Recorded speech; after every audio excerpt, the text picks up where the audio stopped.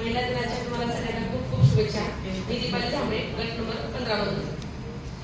आज मी क्रांतीज्योती सावित्रीबाई फुले झाले. आज सगळ्याच महिला दिनानिमित्त ते तरी म्हणजे प्रयत्न करून काही ना काही घडून आलं.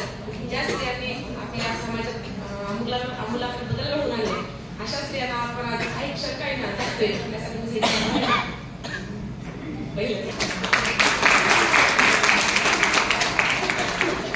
मी आज सावित्रीबाई फुले झाले.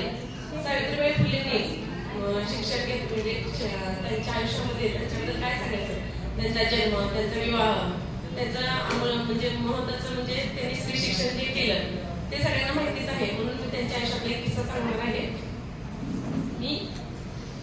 मी सावित्रीबाई फुले मी सगळं सहन केलं. मी माझ्या अंगावर दगड सहन केलं, शेत फेकलं, इतकंच काय तर मला समाजातून बाहेर काढलं गेलं. हे काही होतं की काय म्हणून एकाने मला माझ्या स्वर्गातून मला हाताला धरून बाहेर काढलं गेलं. मी सगळं सहन करेन पण माझ्या अंगाला हात लावून किती सहन करणार नाही.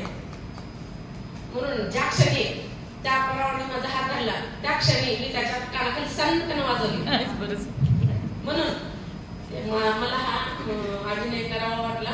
सावित्रीबाई फुलेंनी फक्त शिक्षण घेऊन आपल्या समाजात म्हणजे मुलींनी काहीतरी करावं इतकंच नाही तर शिक्षण घेतल्याबरोबरच आपल्याकडे कोणी वाईट नजरेने बघत असेल, आपल्याला स्पर्श करत असेल त्या क्षणी त्याच्या कानाखाली वाजवा म्हणजे जेणेकरून तो वाईट नजरेने